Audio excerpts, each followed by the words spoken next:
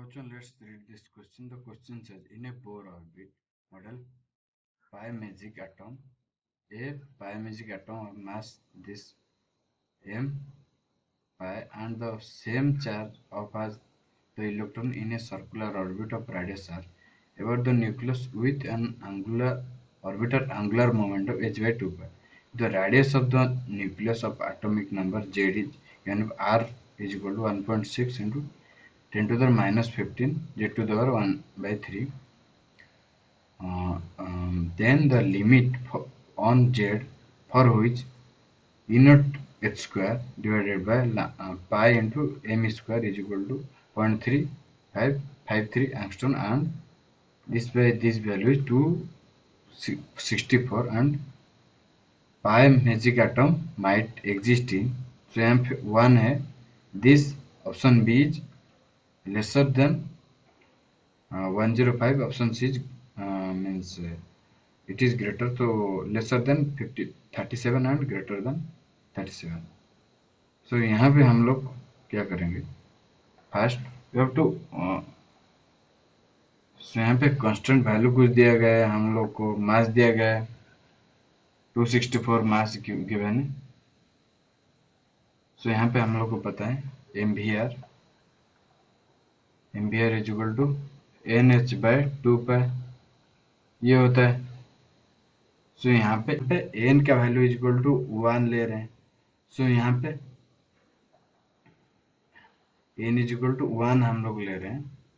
सो उसके बाद that imply यहाँ पे उसी के हिसाब से ये हो जाएगा कितना, M V R is equal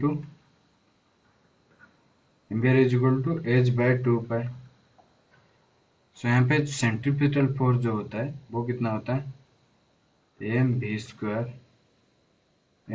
bye R is equal होता है किसको बैलेंस करेंगे यहाँ पे. तो यहाँ पे Z E square divided by 4 pi epsilon naught R square, इसको साथ बैलेंस करेगा. तो यहाँ से हम लोग रेडियस निकाल लेंगे और रेडियस कितना आ जाएगा, epsilon naught N square divided by pi M pi क्या होता है, mass of pi into E square into is Z. तो ये हो जाता है रेडियस. इसको हम लोग देख सकते हैं क्या, दो पार्ट में हम लोग लिख सकते हैं क्या हो सकता है यहाँ पे. तो यहाँ पे कुछ कांस्टेंट दिया गया है, इस कांस्टेंट को हम लोग लिख सकते हैं epsilon naught H square divided by pi M E square जो यहाँ पे गिवन है ई स्क्वायर. ये कितना आ जाता है, ये इतना हो जाता है 0.53. सो यहाँ पे एन का वैल्यू 1 है हम लोग को पता है, यहाँ पे 1 पुट कर लेते हैं, मल्टीप्लाई बाय और कितना रहा 1 डिवाइडेड बाय. सो यहाँ पे plus M of mass of pi mass of E divided by mass of pi. So यहाँ पे डिवाइड किए थे, यहाँ पे इलेक्ट्रॉन डिवाइड किए, यहाँ पे भी कर लिए. सो यहाँ पे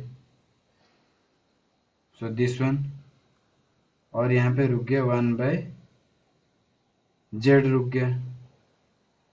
सो यहाँ पे इसके वैल्यू दी रखी है. सो यहाँ पे वैल्यू गिवन है.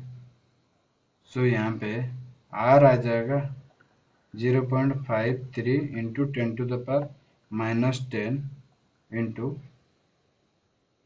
M E by M pi कितना दे रखा है 264, सॉरी डिवाइडेड बाय होगा, डिवाइड होगा. सो यहाँ पे डिवाइडेड बाय, सो यहाँ पे 264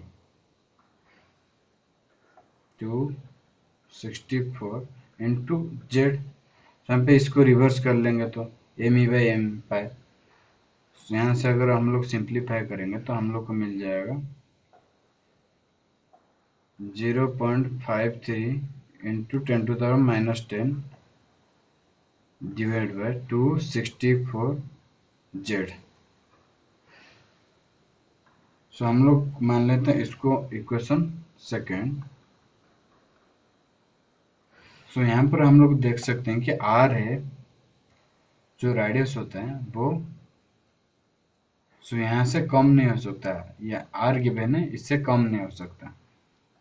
1.6 इंटू 10⁻15 Z⁻1/3 इससे कम नहीं हो सकता। सो यहाँ से इससे कम रेडियस पॉसिबल नहीं है।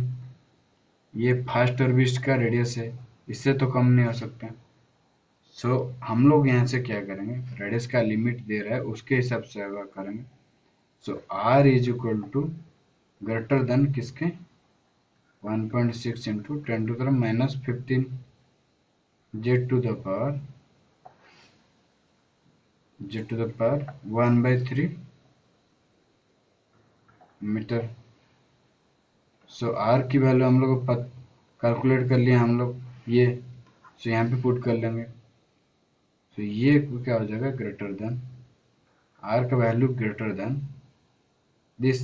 सो ये कितना हो जाएगा 0.53 इंटू 10⁻⁻10 डिवाइडेड बाय 264 Z।